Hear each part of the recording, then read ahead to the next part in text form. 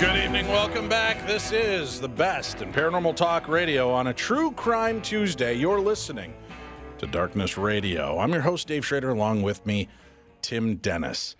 Tim, this is a show that I have had an interest in covering and talking about since we began True Crime Tuesday 3 years ago.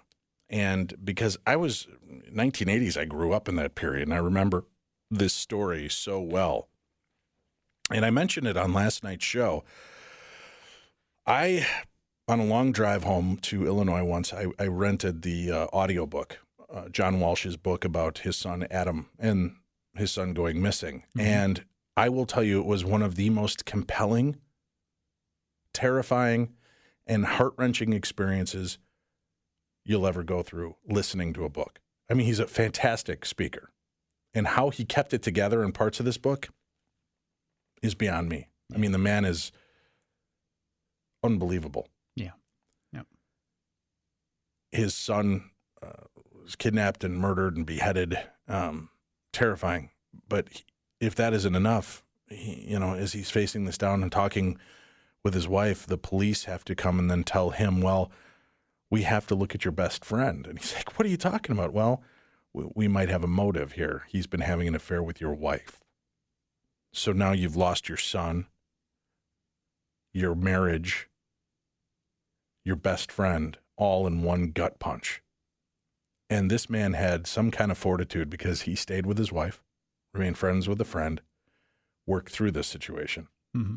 Daniel J. Travanti was in the movie, the two TV movies. Jo Beth Williams, I think, played his wife. Yeah, I believe so. In the movie. Yep. And this story just absolutely terrified me, mystified me, and kept me enthralled the entire time. And the aftermath is unbelievable. As I said last night on the show, being a father of 7, if I lost one of my children to any reason, I don't know how I could soldier on. I just don't know how I could do it, in all honesty. This guy soldiered on and became a warrior for crime. And he went after criminals with a vengeance and started with America's Most Wanted, where they've caught thousands. And maybe you can look during the break. I'm interested to find out if there's a total tally of how many criminals they were actually able to help apprehend. I'm guessing in the thousands over the 15 years or plus that they were on. An amazing story, a fascinating story, but we may not have heard it all. Now, there's been different names that have popped up through history on who it could have been, and well, there's even a possibility that they think they may have closed the case. But our guest and another witness that are on the phone with us this evening believe they have a different take and a different idea of what happened that night. For those of you that are not familiar with the abduction of 6-year-old Adam Walsh, we have an original actuality of the story kind of catching you up. So, Tim, if you've got that available.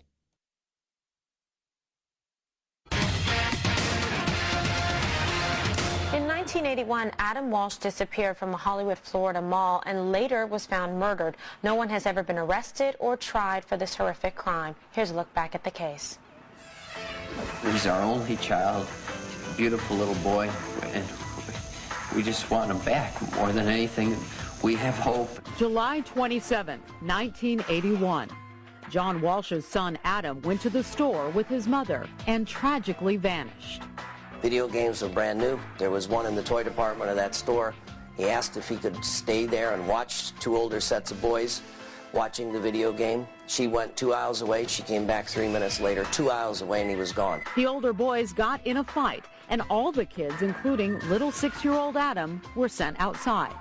2 weeks after Adam vanished, police made a grisly discovery, finding his severed head 120 miles away. His body has never been found. That's the terrifying truth of this case. When we return, we're going to talk to Willis Morgan. He's the author of a book, Frustrated Witness, the true story of the Adam Walsh case and the police misconduct. We'll do that next on True Crime Tuesday. Good evening. Welcome back to the show. This is True Crime Tuesday on Darkness Radio. For the next 2 hours, our guest, Willis Morgan, Frustrated Witness, the true story of the Adam Walsh case and police misconduct. Willis, thank you for joining us this evening. Thank you. This case, as I mentioned in the opening, has certainly caught the attention of the world, and boy, what an aftermath with pulling the pin on his father and becoming such an advocate for victims and helping crime as it has. When you were an eyewitness to this case, walk me through that day, if you don't mind. We heard him explain it in that news clip. Talk to me about your experience. Was it at a Sears? Is that where you were? Yes, it was in Sears. But I would just like to say something about your opening there when you said that this was a different take on the case. This is not a different take or another take. This is Frustrated Witness, the book I wrote, is the true facts of the case. And okay. Not a take from me, it's from many witnesses. Me, who you also have on, is just one of those other witnesses. Great. And I am also one of the witnesses. And I understand that, but I didn't want to give away what police have believed. They closed this case, and they believe that they know who did this. You have a different take on that story because you were there and you saw what happened, and that's what I was referring to, giving you the perception or the perspective of having been on site and having been there as a part of this. So that's why I think it's fascinating, especially when it comes to police misconduct and how this case was screwed up. And they mentioned even in the news story that the police mishandled things during this case. So you're at Sears on this day in July of 1981. And what are you doing there that day? Is it just, are you roaming there? Were you there with a purpose? And kind of walk us through your day. Right. Okay. Back in 1981, I was working for a newspaper, the largest newspaper in Florida, which is the Miami Herald. And we worked a 4-day work week, 10-hour days, 40 hours. And I was off on Sunday, Monday, and Tuesday. So Monday was my middle day off. Right. And I had nothing scheduled that day, so I got up in the morning, and I decided that I was going to go to Walden's bookstore and then go down to the German deli and have lunch there. So that's the reason I went to the Hollywood Mall, because back then that mall was the premier mall in our area. There was really only 2 malls in Southern Broward, and that was the Hollywood Fashion Center and the Hollywood Mall. And I went to Walden's. I parked at the east entrance. That's where the food court was. And I went to Walden's bookstore. I browsed around for about 20 minutes, and then I headed down to the German deli. But since Radio Shack was on the same side of the hall that I was on, I decided to go to Radio Shack and browse around in there first before I went to the deli. And while I was in Radio Shack, I had a bizarre encounter with someone in Radio Shack. And this bizarre encounter, what took place at that time? Right. Well, I walked into Radio Shack, and at the front of Radio Shack, like 15 feet in, they had a table, and it said red tag sale, and they had a bunch of items on the table, and had tags on them, red tags with prices, discounted prices on everything. So I was looking through this stuff, and this guy was standing at the entrance, and I wasn't paying attention, but in my peripheral vision, I noticed him standing there, and he came into the north entrance of the mall there, and just stopped at Radio Shack. And he was just standing there. So then I looked up at him, and sure enough, he was standing there staring at me. And then when I made eye contact with him, he put a big smile on his face, and he said, "Hi there, nice day, isn't it?" And I just didn't want to start a conversation, so I didn't even reply. And thinking he would just go away, too, because I knew once you say something that would, just...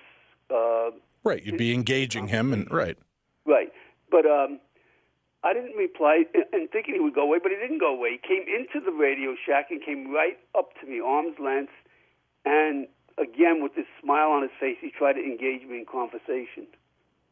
And it became so bizarre and so intense that when he finally stomped out of Radio Shack, I don't want to waste the whole show just talking about my encounter, but it was really bizarre, and he stomped out, and I went to the Radio Shack entrance to look down the hallway, thinking that this guy is going to go up to someone else, and he's going to have the same encounter, thinking that there would be because I was thinking we were almost going to end up getting into a shoving match or a fight. That's how bizarre and intense this encounter was. Right. And I was thinking that would be repeated with someone else.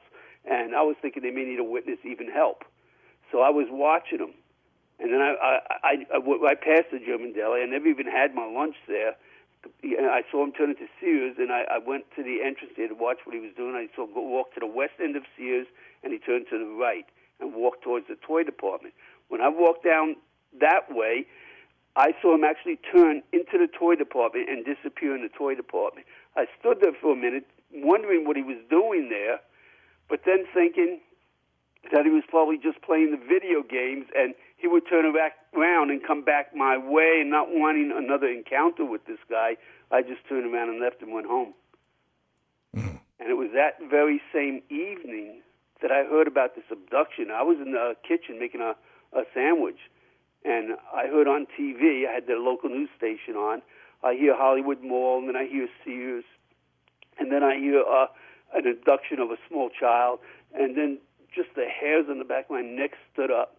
I'm saying, my first impression was that guy. That guy did it. He actually did it. Because I knew this guy was up to no good. He was a very, very dangerous person because he was smiling when he was trying to talk to me, but he had this dead dull look in his eyes. Everything about him was very dangerous.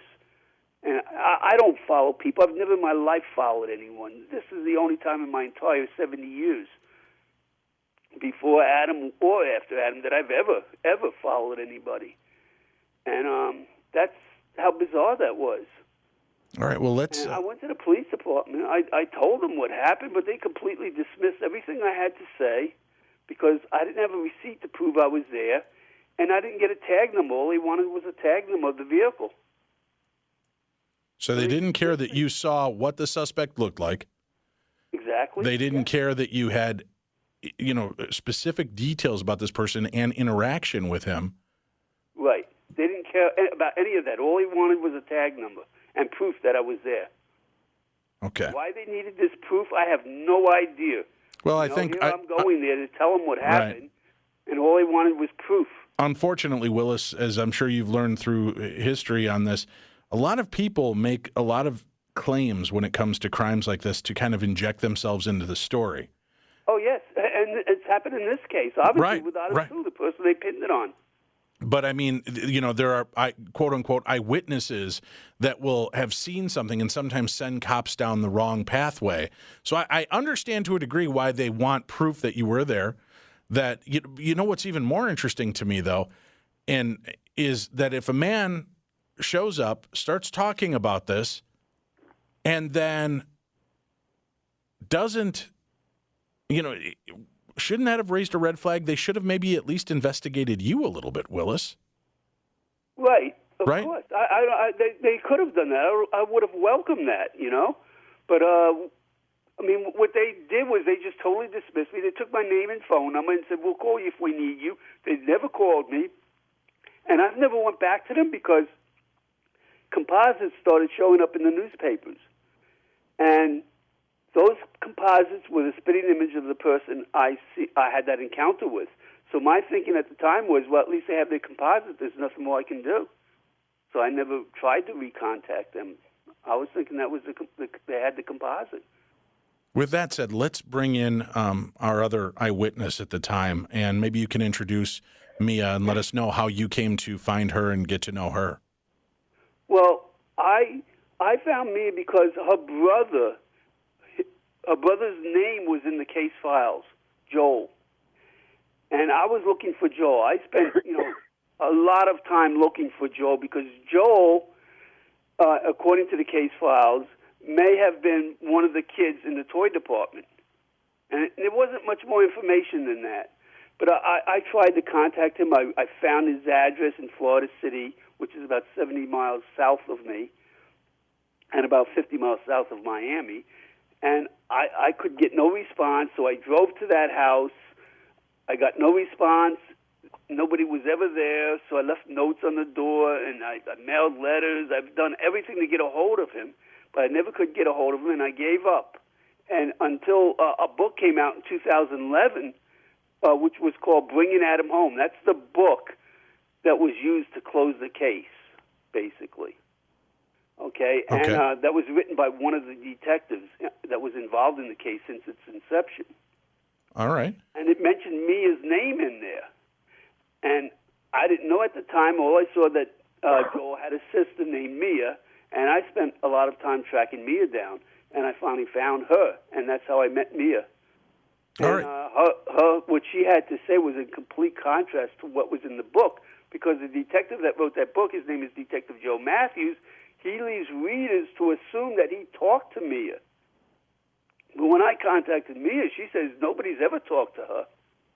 Fascinating. And, yeah, and not only Mia, but other witnesses, too, that have passed away. He makes statements that Joel said to him, and that Mia said Joel did not say, he would not have said. And Matthews consistently in his book uses people that passed away to say they made statements that they didn't make. For instance, Barry Grimilli. That's how he's the one that started and propagated that deathbed confession of Otis Toole.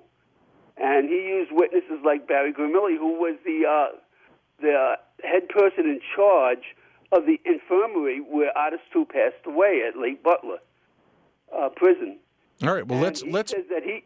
Excuse me. Okay, before we get too deep into that, let's talk to Mia and hear her encounter, because I know she can't be here with us for the whole show. Mia Taylor, our guest as well. Mia, thank you for joining us. Oh, you're welcome. I'm happy to speak up for Adam. All right, walk me through this, Mia, your involvement in this case and what you saw. Were you also at the Hollywood Mall that day in Sears? Yes.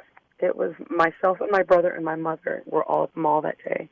And my mom... How old were you? Talk to one of her friends. Mia? I was 10 years old. Okay, 10 years old, sure. In 1981. All right. Actually, I had just turned 10 a few months before. And my brother Joel was 9, but he was a lot bigger than me and looked older than me. But my mom's like, okay, y'all guys can hang out here, because we were over in the toy department. And she went to talk to her friend that works in a store just outside of Sears. And so we were sitting there hanging out, and my brother and this kid, who I believe was Adam, was, standing there talking and everything. And there was some older kids who were, arguing and stuff, and they were basically like, where's your mom? And so I'm like, my mom's right over there. And, my brother and I started walking away, and that's when we saw Jeffrey Dahmer, this man who...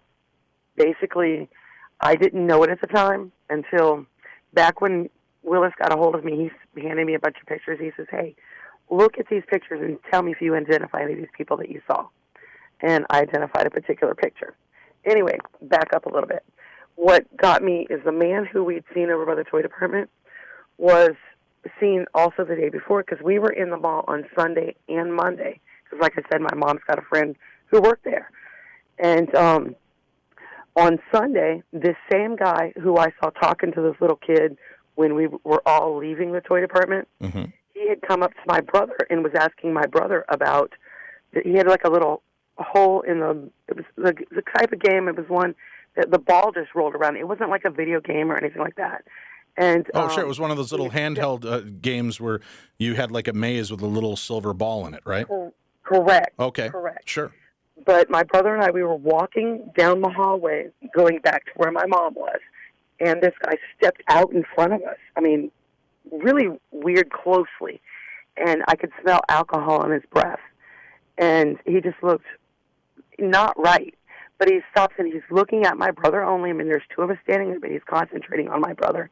And he goes, do you know anything about this game? Can you help me play it or something like that? And I'm like, I've always been like real spunky, I guess. Right. But and my brother is learning disabled, so I was always protective of him. It's my little brother. But I kind of was, no, he doesn't know anything about it. There's Mom, let's go. And I grabbed my brother's arm and walked off. But the way this guy was just in my brother's face. Well, it was the very next day, which was Monday. We were there again, middle of summer, and it was middle of the day. We were supposed to be getting with my mom to go and get lunch and everything. So anyway, we were leaving the store, and this same guy had this little boy. And my brother was like, hey, can I stand here with my little friend? And he goes, and my mom says, no, his dad's with him. And so we went ahead and left, and I saw this man holding the little boy by the tips of his fingers. And he's telling him, he goes, you're not my daddy, like something like to that effect. And we left. So we didn't hear about the case because we lived way further south. It was a few days before we heard about the case. But no one ever contacted any of us. Somehow Joe Matthews, as far as I know, they might have talked to my mom. I really don't know. But Joe Matthews, I guess several years ago, had written this book saying that he had talked to my brother and he talked to me and that we had identified a specific person and my brother said certain things or that I said certain things. And I've never talked to Joe Matthews in my life. So that's all I know about all of it. Interesting. And when you looked at these pictures that Willis gave you, did he show you a picture of Jeffrey Dahmer from 1981? He showed me a picture of Jeffrey Dahmer from 1981, and it's not the same picture that the world saw on the news when he was arrested in Wisconsin. He looked nothing like himself. I personally had no idea it was Jeffrey Dahmer until Willis said, because he'd sent me an array of pictures. And I'm like, this is the guy I saw right there. He has a, scruffy, kind of scruffle on his face, longer hair. And I had said, this is the guy. And he goes, do you know who that is? I said, no, but that's the guy I saw that day. That's who I saw. And as a matter of fact, that Otis Toole, his picture was in there. And I'm going, that's definitely not who I saw. Because I had made a statement to my brother he and I were sitting there watching America's Most Wanted one night, and they had Adam's case on. And they had pictures of this Otis Toole on there, and I'm going, that cannot be that guy, because if that is him, the years have been awful on him, because he had way more hair, and I made a statement to that effect. And that statement was somehow given to Joe Matthews, because that statement ended up in his book, but it was twisted around as if I was identifying Otis Toole. And that was not the conversation I had with my brother. You understand? Right. No, I understand completely. Mia, for just a few more seconds, you saw Adam Walsh with Jeffrey Dahmer. You saw them leaving the Sears, correct? Yes, I did. So you were an eyewitness directly to that. Right, the person that we believe to be Jeffrey Dahmer from the pictures. The person I was shown the picture of in that array of pictures, and that's who I saw that day. And I have a memory that just doesn't stop. So it's like, okay, I had no idea it was Jeffrey Dahmer until, because he'd emailed me these pictures, and then I'd emailed back, I think it's this one, and then he emailed me back. We were not even really talking on the phone too much, other than when he called, introduced himself, he said, are you willing to look at some pictures? And that's how I came to know Willis. Have you ever considered, Mia, in order to draw this story back to the attention and help blow this back up, have you ever considered suing the author, that former police officer that was part of the case, for not having spoken to you, not having a waiver to use the quotes you supposedly gave him? Because usually in those kind of situations, you have to sign like a release that you're giving this interview, you're doing these things for the book. And if you didn't do that, it might draw some attention, and then at least get the attention back on the fact that if these facts are incorrect, maybe this case is worth opening again and taking a look at Jeffrey Dahmer as a very viable suspect in this crime. I've never thought about suing anybody for it. I just figured, eventually the truth would come out. And that may be something you want to talk to Willis about off air. Again, I don't know exactly where it stands, but I know when, being an author of a book myself, I had to get releases from people that I quoted in the book and to use their photos or art or anything that, their theories, their ideas, I had to get signed release so that, I wasn't misrepresenting them. Right. I did not even know that I was mentioned in the book until Willis told me. And I ended up getting a copy, downloaded on my Kindle and started reading it. And he spelled our last names wrong. So maybe he was going off some fiction or I don't know. Interesting. Well, yeah, if there's never been I an never interview. knew until Willis told me, and that was just Sure. in 2013 is when I found out about it. Fascinating. Mia, thank you for coming on and sharing your insights with us. Is there anything else you wanted to share before we let you go? I know you're not here for the whole interview, but was there anything else about this case you wanted to mention? No, I'm with Willis. I'm frustrated at this point because the truth should be told, and there should be justice for Adam. Basically, every suspect they've had is dead, but the truth should be known, and I feel like this Detective Matthews, he should be outed for the liar he is, because he has lied in this situation, and I personally don't appreciate it. Well, then that is something I'm offended for Adam. Right, He and needs justice. that might be, again, I would talk to an attorney about that and see, because it may help rouse the attention of everyone involved. And have you ever personally tried to reach out, Mia, to John Walsh about this story and about your non-involvement in this book? No, I've actually really never talked to anybody except Willis. Okay. And now you. Well, thank you so much for coming on this evening and sharing your insights with us and your personal account. And we appreciate the time. And again, please keep us in the loop if you end up doing something and looking into the legal aspect of this. Again, like I said, not necessarily looking to milk anybody out of money, but by regaining public attention to the fact that if he was misquoting eyewitnesses, that leads us down a different pathway altogether and should be reviewed, I think. So, Mia, good luck with that, and I hope that that might get some doors open again. Yeah, something I might just look into, because at this point, like I said, somebody's got to make sure that the truth comes out. Right. All right. Because this guy should not be allowed to walk around lying. We'll let you get flying. Thank you for being a part of the show, Mia. And when we return, we'll talk more with our guest, Willis Morgan, the frustrated witness, the true story of the Adam Walsh case and police misconduct, here on True Crime Tuesday. Welcome back to the show. Willis Morgan, our guest this evening, frustrated witness, the true story of the Adam Walsh case and police misconduct. Willis, we just had a chance to talk with Mia, and she had quite a bit to share with that eyewitness account. I know there was some parts you wanted to add to that, so I'll let you jump in at this point. Right. I just wanted to expand on a couple of things that she left out. And one is that Mia is not only a spokesperson for Adam, but also for her brother Joel, because he passed away in 2006. So he's not here to defend himself. And some of the claims that Matthew said, statements that Matthew said Joel made, that Mia definitely says he would not have made. And also, I would like to say that on that first day, Sunday, as Mia said, she was there 2 days in a row, Sunday, July 26, 1981, and Monday, July 27, 1981, on the same day Adam was abducted. On Sunday, Mia's mother showed up, as she said, and she ran to her mother when she felt like Dharma was about ready to grab her brother Joel.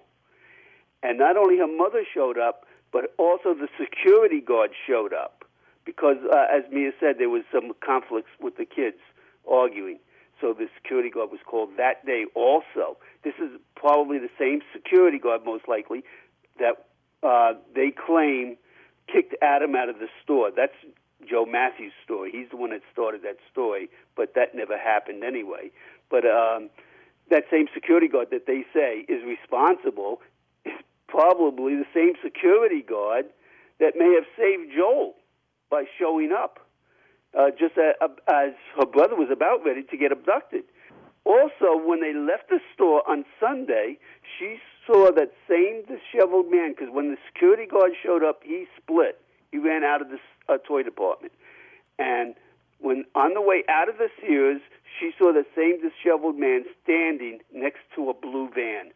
And there are numerous witnesses that have other accounts of a blue van and Adam being thrown into it and screeching off.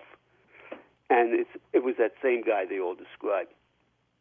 All right. Now, that blue van has not only been seen at the Hollywood Mall, but all three sites relevant to the Adam Walsh case were numerous witnesses. And that is as we said, the Hollywood Mall. The second site is where Adam's severed head was found, 120 miles north of the Hollywood Mall. And 4 witnesses there saw the blue van there and a white male. And also at the site where Adam may have been murdered, I found the crime scene. And there are numerous witnesses that have a blue van there. That's where Jeffrey Dahmer worked, by the way. It was behind the store, the meter room where Adam may have been murdered is behind the store where Jeffrey Dahmer was working. And it was a blue van that was used for deliveries. Now, you say it very matter-of-factly. Do we know, Willis, beyond a shadow of a doubt, that Jeffrey Dahmer was there in that city, in that state, at that time? Yes, of course. There are police records with his name on it. And one of those police records is a report dated July 7th, has Jeffrey Dahmer's name all over it, but only as a witness to a murder, not as a suspect. Because obviously in 1981 they didn't know who Jeffrey Dahmer was. Right. So what happened was he found a dead man behind the store where he worked. And and his boss, Ken Halbert, the guy that hired Jeffrey Dahmer, he said that about 10 days after he hired Jeffrey Dahmer found a dead man. And the date is July 7th. So what does that mean? That means if 10 days before, that would have been June 27th, 1 month exactly to the day when Adam was abducted. So, yeah. And was there, now, you also explained the blue van. Let's take a quick break. When we come back, did Jeffrey Dahmer drive a blue van? Is there proof of that from that time? We'll find out from our guest, Willis Morgan, right after this. Our guest this evening, Willis Morgan, the frustrated witness, the true story of the Adam Walsh case and police misconduct. Do we know if you put Jeffrey Dahmer in that town, in that state, at that time? As a matter of fact, you said a month before, Jeffrey Dahmer happened to find a dead man outside the back of the building that he worked at. And then a month later, Adam Walsh goes missing. Did Jeffrey Dahmer own a blue beat-up van at that time? Well, he didn't own it. The blue van belonged to the owner of the stores. There were 2 stores. One store was Mr. Pizza, and the other store, they were 10 blocks apart, was Sunshine Subs. It was at Sunshine Subs where Jeffrey Dahmer worked. Okay? Now, the owners of those 2 stores, they owned both of those stores, had a blue van and 2 white pickup trucks. And the blue van was used mostly for as a backup vehicle in the summer in the winter season when it was really busy. But this was the summer and it wasn't busy, so they didn't use the blue van as much as the pickup trucks for pizza deliveries because it used more gas. So they use it mostly to pick up supplies for the stores. And it would just be parked at the pizza place. And everyone knew it was there. Everyone had access to it, and everyone had access to the keys. Many of the employees that worked at those stores said they would take the vehicles and use them. Some would even go to Fort Lauderdale for the day, or even Orlando. And so everybody was using that blue van. Apparently, so was Jeffrey Dahmer. And there were numerous witnesses from those other sites that seen a blue van there, including, like I said, where the severed head was found. There were 4 witnesses there that saw a blue van. What happened at the Turnpike was 10 days after Adam was abducted, his severed head was found in a canal off the Florida Turnpike. And there were statements, phone calls. From the phone call logs, I saw some names in there of people that were calling in. There's numerous pages of these phone calls. But one call that stuck out to me was a truck driver that said he called the Hollywood Police Department on August 11th, the day after the severed head was found, and said he was a driver for the Publix supermarket chain, and he was heading back up north with an empty truck to pick up a full truck of groceries to bring them back down to South Florida. And at 12:30 in the morning on August 7th, he saw a blue van parked in the swale area of the turnpike, or on the shoulder, I should say, of the turnpike, and down by this little bridge on that canal was a man standing there with a white bucket, and he took something round out of the bucket and threw it into the water. He called the Hollywood Police Department and on August 11th and talked to a detective. He can't remember who the detective was, but he told that detective about a blue van at that site and what he witnessed about somebody on that bridge taking something round out of a bucket. And this is his quote, okay, of what that detective said to him. Yeah, we already know about the blue van. It has nothing to do with the Adam Walsh case. And in Joe Matthews' book, the book that was used to close the case, on page 26, he says of the blue van, all those blue van sightings, to me, were about as consequential as the sightings of the Loch Ness Monster.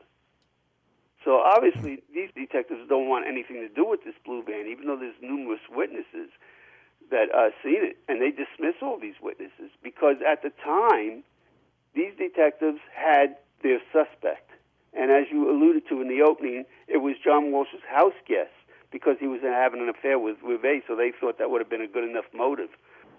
And so he was their prime suspect. And also, he proposed marriage to Rivet, but she turned him down because she had a son with with John Walsh being Adam.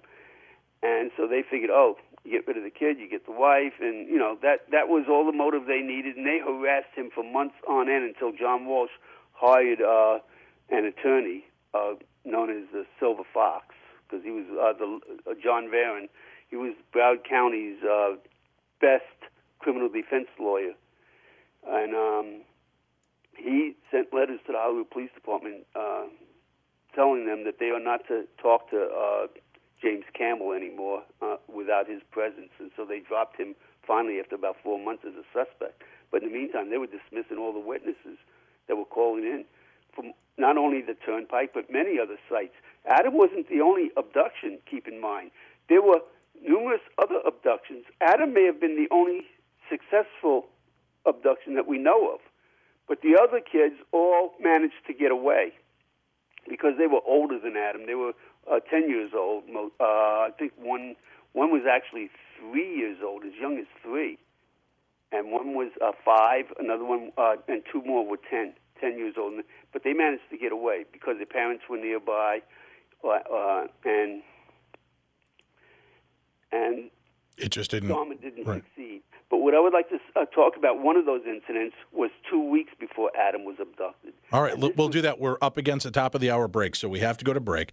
Okay. Our guest is the author of Frustrated Witness, The True Story of the Adam Walsh Case and Police Misconduct. And he believes, as well as many of the other eyewitnesses he's spoken to, including Mia, who was just with us, that it was, in fact, Jeffrey Dahmer that abducted and mutilated the body of young Adam Walsh. We'll talk about the rest of the case, more of the story when we return. You're listening to Darkness Radio on this, A True Crime Tuesday.